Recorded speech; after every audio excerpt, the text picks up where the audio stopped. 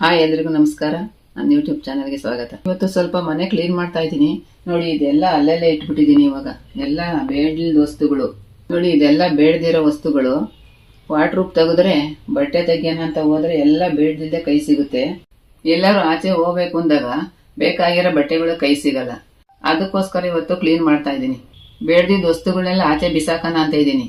ಅದೆಲ್ಲ ಆಚೆ ಬಿಸಾಕ್ಬಿಟ್ಟು ಬೇಕಾದ ಮಾತ್ರ ಇಟ್ಕೊಳ್ಳೋಣ ಅಂತ ಇದ್ದೀನಿ. ಇದಿಷ್ಟು ಬೇಡ ಅಂತ ಆಚೆ ತೆಗ್ದು ಇಟ್ಕೊಂಡಿದ್ದೀನಿ. ಇನ್ನು ಬೀರೊಳಗಡೆ ಏನಾದ್ರೂ ಬೇಡದಿದ್ದ ವಸ್ತುಗಳಿದ್ರೆ ಅದನ್ನು ತೆಗ್ದಿಟ್ಟು ಬೇಕಾದ ಮಾತ್ರ ನೀಟಾಗಿ ಜೋಡಿಸ್ತೀನಿ. ಅದ್ರೊಳಗಡೆ ಏನಾದ್ರೂ ಇಂಪಾರ್ಟೆಂಟ್ ಇದ್ರೆ ಅದನ್ನ ಎತ್ತಿಟ್ಕೊಳ್ತೀನಿ.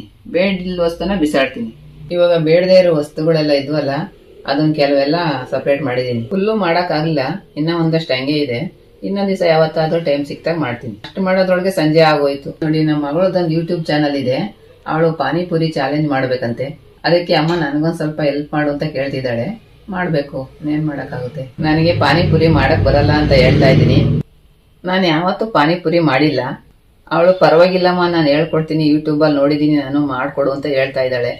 ರೆಡಿಮೇಡ್ ಪೂರಿ ಏನೋ ತರ್ತಾಳಂತೆ, ಅದನ್ನೇನೋ ಎಣ್ಣೆಲ್ ಕರಿತೀನಿ ಅಂತ ಹೇಳ್ತಾ ಇದ್ದಾಳೆ. ಪಾನಿನೂ ಅವಳೇ ಮಾಡ್ಕೊಂತಾಳಂತೆ. ಆಲೂಗೆಡ್ಡೆ ಮಸಾಲೆನ ನನಗೆ ಮಾಡ್ಕೊಡಮ್ಮ ಅಂತ ಕೇಳ್ತಾ ಇದ್ದಾಳೆ. ಅದಕ್ಕೆ ಏನೇನ್ ಬೇಕು ಅಂತ ಇಲ್ಲಿ ಬರ್ದಿಟ್ಕೊಂಡಿದ್ದಾಳೆ ನೋಡಿ. ಕೆಲವೊಂದಷ್ಟು ಪದಾರ್ಥಗಳ ಮನೇಲೇ ಇದೆ. ಮಿಕ್ಕಿದ ಪದಾರ್ಥಗಳನ್ನ ತರಕ್ ಹೋಗ್ತಾ ಇದೀವಿ. ನೋಡೋಣ ಅದ್ ಹೆಂಗ್ ಮಾಡ್ತಾರೆ. ಇವಳು ಬರ್ದಿರೋ ಲಿಸ್ಟ್ ಅಲ್ಲಿ ಮೆಣಸಿನ್ಕಾಯಿ ಇದೆ, ಹುಣಸೆ ಹಣ್ಣಿದೆ, ಮತ್ತೆ ಜೀರಿಗೆ ಇದೆ. ಇದನ್ ಬಿಟ್ಟು ಮಿಕ್ಕಿದ್ದನ್ನೆಲ್ಲ ತರಕ್ ಹೋಗ್ಬೇಕು. ಇವಾಗ ಪಾನಿಪುರಿ ಚಾಲೆಂಜ್ ಮಾಡಕ್ಕೆ ಅಂತ ಕೆಲವೊಂದು ಪದಾರ್ಥಗಳನ್ನ ತರಬೇಕು ಅಂತ ಹೇಳಿದ್ನಲ್ಲ, ಅದನ್ನ ತಗೊಂಬರೋದಕ್ಕೆ ಅಂತ ಡಿಮಾರ್ಟ್ಗೆ ಹೋಗಿದ್ವಿ. ಪೂರಿ ಇದೆಯಾ ಅಂತ ಎಲ್ಲಾ ಕಡೆ ಹುಡ್ಕಾಡಿದ್ವಿ, ಎಲ್ಲೂ ಸಿಗ್ಲಿಲ್ಲ. ಡಿಮಾರ್ಟ್ ಅಂಗಡಿಯವ್ರನ್ನು ಕೇಳಿದ್ವಿ, ಅವರು ಹುಡ್ಕಾಡಿದ್ರು, ಆದ್ರೆ ಸಿಗ್ಲೇ ಇಲ್ಲ. ಪೂರಿ ಸ್ಟಾಕು ಖಾಲಿ ಆಗಿದೆ ಅಂತ ಹೇಳಿದ್ರು. ಬರೀ ಖಾರದ ಪುಡಿ ಮಾತ್ರ ಸಿಕ್ತು, ಅದನ್ನ ತಗೊಂಡ್ ಬಂದ್ವಿ. ಬೇರೆ ಕಡೆ ಒಂದ್ 4 ಅಂಗಡಿಯಲ್ಲಿ ವಿಚಾರಿಸಿದ್ವಿ, ಆದ್ರೆ ಎಲ್ಲೂ ಸಿಗ್ಲಿಲ್ಲ ಪೂರಿ. ಡಿಮಾರ್ಟ್ ಅಲ್ಲಿ ಇರ್ಲಿಲ್ವಲ್ಲ, ಅದಕ್ಕೋಸ್ಕರ ಬೇರೆ ಅಂಗಡಿಲಿ ಇದೆಯಾ ಅಂತ ನೋಡಕ್ ಹೋದ್ವಿ.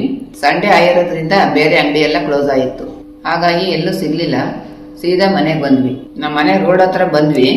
ಆವಾಗ ಹಾಲ್ ತಗೊಂಡಿಲ್ಲ ಅಂತ ಜ್ಞಾಪಕ ಬಂತು. ಹಂಗಾಗಿ ಹಾಲ್ ತಗೊಂಡ್ಬರೋಣ ಅಂತ ಮತ್ತೆ ವಾಪಸ್ ಹೋದ್ವಿ. ಅಡಿಗೆ ಮಾಡಿ ಇಟ್ಟಿದ್ದೆ, ಹಂಗಾಗಿ ಅಡಿಗೆ ಮಾಡೋ ಟೆನ್ಷನ್ ಏನ್ ಇರ್ಲಿಲ್ಲ. ಅಲ್ಲಿಂದ ಬಂದು ಊಟ ಮಾಡಿದೆ. ಊಟ ಎಲ್ಲ ಮುಗೀತು. ಸ್ವಲ್ಪ ಪಾತ್ರೆ ಇತ್ತು, ಎಲ್ಲ ಪಾತ್ರೆ ತೊಳೆದು ಆಮೇಲೆ ಸ್ವಲ್ಪ ಹಾಲು ಕಾಯಿಸೋಣ ಅಂತ ಹೋದೆ. ಅದು ಯಾಕೋ ಹಾಲೇ ಒಡೆದೋಯ್ತು. ಇವಾಗ ತಂದಿದ್ದಲ್ವಾ ಹಾಲು ಒಡೆದೋಯ್ತಲ್ಲ, ಅದಕ್ಕೆ ವಾಪಸ್ ಕೊಟ್ಟು ಬರೋಣ ಅಂತ ಹೋದೆ.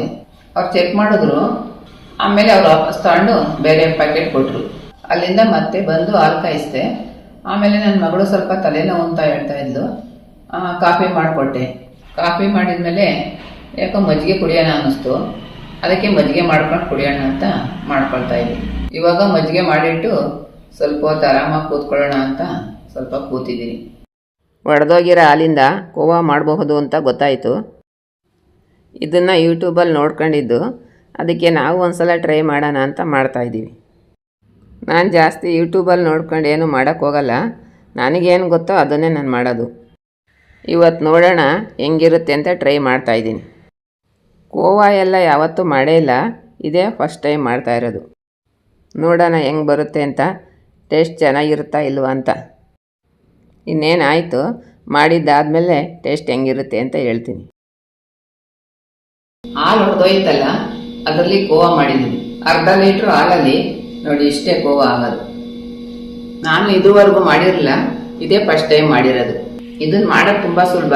ಇದು ಹೆಂಗೆ ಅಂದ್ರೆ, ಹಾಲು ಹೊಡೆದೋಗಿರುತ್ತಲ್ಲ, ಅದನ್ನ ಒಂದು ಜಾಲರಿಗೆ ಹಾಕಿ ಸೋಸ್ಕೋಬೇಕು. ಸೋಸ್ಕೊಂಡಿದ್ದಾದ್ಮೇಲೆ ಆ ನೀರು ಇರುತ್ತಲ್ಲ, ಅದನ್ನ ಚೆಲ್ಬಿಡ್ಬೇಕು.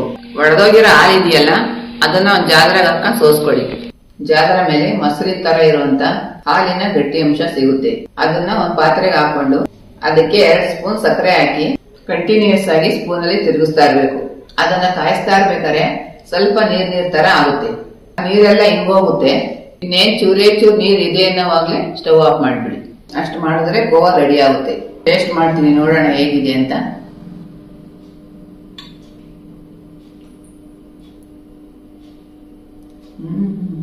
ತುಂಬಾ ಚೆನ್ನಾಗಿದೆ, ಸೂಪರ್.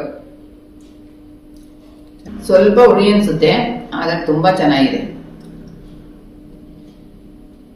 ಯಾವಾಗ್ಲಾದ್ರೂ ಹಾಲನ್ನ ಮನೇಲಿ ಹೊಡೆದೋದ್ರೆ ಅದನ್ನ ನಾವೇನು ಯೂಸ್ ಮಾಡಕ್ ಹೋಗಲ್ಲ, ಚೆಲ್ಬಿಡ್ತೀವಿ. ಇದೇ ಫಸ್ಟ್ ಟೈಮು, ನೋಡೋಣ ಹೆಂಗಿರುತ್ತೆ ಅಂತ ನಾವು ಅದರಲ್ಲಿ ಕೋವಾ ಮಾಡಿದ್ವಿ. ಅರ್ಧ ಲೀಟ್ರಲ್ಲಿ ಜಾಸ್ತಿ ಆಗುತ್ತೇನೋ ಅಂದ್ಕೊಂಡಿದ್ವಿ, ಆದರೆ ಜಾಸ್ತಿ ಆಗಲ್ಲ. ನಾವು ಎಷ್ಟು ಮಾಡಿ ತೋರಿಸಿದ್ವು ಅಷ್ಟೇ ಆಗೋದು. ಸಂಜೆ ಆಯ್ತಲ್ಲ, ಅದಕ್ಕೆ ಆಚೆ ಓಡಾಡ್ಕೊಂಡು ಹೋಗೋಣ ಅಂತ ಬಂದಿದ್ದೀನಿ. ಇಲ್ಲಿ ಮಸಾಲೆ ಪುರಿ ಚೆನ್ನಾಗಿ ಮಾಡ್ತಾರೆ, ಅದಕ್ಕೆ ಒಂದು ಪ್ಲೇಟ್ ಮಸಾಲೆ ಪುರಿ ತಿನ್ನೋಣ ಅಂತ ತಿಂತಾಯಿದ್ದೀನಿ.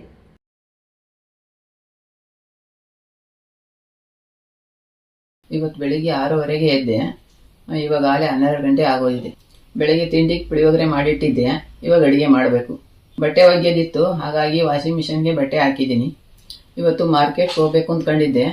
ಸ್ವಲ್ಪ ಲೇಟಾಗಿ ಎದ್ನಲ್ಲ 6:30 ಹಂಗೆ, ಹಂಗಾಗಿ ಇವತ್ತು ಹೋಗೋಕ್ಕಾಗಲ್ಲ. ನಾಳೆ ಹೋಗ್ತೀನಿ ಮಾರ್ಕೆಟ್ಗೆ.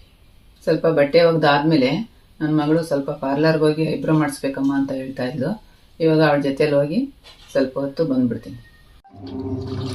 ಬೆಡ್ಶೀಟ್ ಹಾಕಿದ್ದೀನಿ ಒಗ್ಯೋಕ್ಕೆ, ಅದು ಇನ್ನೂ ಸ್ವಲ್ಪ ಟೈಮ್ ತಗೊಳುತ್ತೆ. ಐಬ್ರೋ ಮಾಡ್ಸಕ್ಕೆ ಹೋಗ್ಬೇಕಿತ್ತು ಇವತ್ತು, ಹೋಗೋಕ್ಕಾಗಲಿಲ್ಲ, ತುಂಬ ಲೇಟ್ ಆಗೋಯ್ತು. ಅದಕ್ಕೋಸ್ಕರ ನಾಳೆ ಹೋಗೋಣ ಅಂದ್ಕೊಂಡು ಸುಮ್ಮನಾದ್ವಿ. ಇವಾಗ ಸಾಯಿಬಾಬಾ ದೇವಸ್ಥಾನಕ್ಕೆ ಹೊರಟಿದ್ದೀವಿ. ಸಾಯಿಬಾಬಾ ದೇವಸ್ಥಾನಕ್ಕೆ ತುಂಬ ವಾರಗಳಿಂದ ಹೋಗೋಕ್ಕೆ ಆಗಿಲ್ಲ. ಇವತ್ತು ಹೊರಟಿದ್ದೀವಿ. ಪ್ರತಿ ಗುರುವಾರ ತಪ್ಪದೆ ಹೋಗ್ತಾ ಇದ್ವಿ, ಬಟ್ ಈ ನಡುವೆ ಹೋಗೋಕ್ಕಾಗಿರಲಿಲ್ಲ. ಅದಕ್ಕೋಸ್ಕರ ಇವಾಗ ಹೊರಟಿದ್ದೀವಿ. ಬೇರೆ ಮನೆ ಕೆಲಸ ಎಲ್ಲ ಮಾಡೋದಿತ್ತು, ಎಲ್ಲ ಮಾಡಿ ಮುಗಿಸಿದ್ದೀನಿ. ಇವಾಗ ದೇವಸ್ಥಾನಕ್ಕೆ ಹೊರಟಿದ್ದೀವಿ. ಇವತ್ತು ಅಡುಗೆ ಮಾಡೋ ಟೆನ್ಷನ್ ಏನಿಲ್ಲ, ಅಲ್ಲೇ ಅನ್ನ ಸಂತರ್ಪಣೆ ನಡೀತಾ ಇರುತ್ತೆ. ಹಾಗಾಗಿ ಅಲ್ಲೇ ದೇವಸ್ಥಾನದಲ್ಲಿ ಊಟ ಮಾಡ್ಕೊಂಡು ಬರ್ತೀವಿ. ಇವಾಗ ತಾನೇ ಜಸ್ಟ್ ದೇವಸ್ಥಾನಕ್ಕೆ ಹೋಗಿ ಬಂದೆ.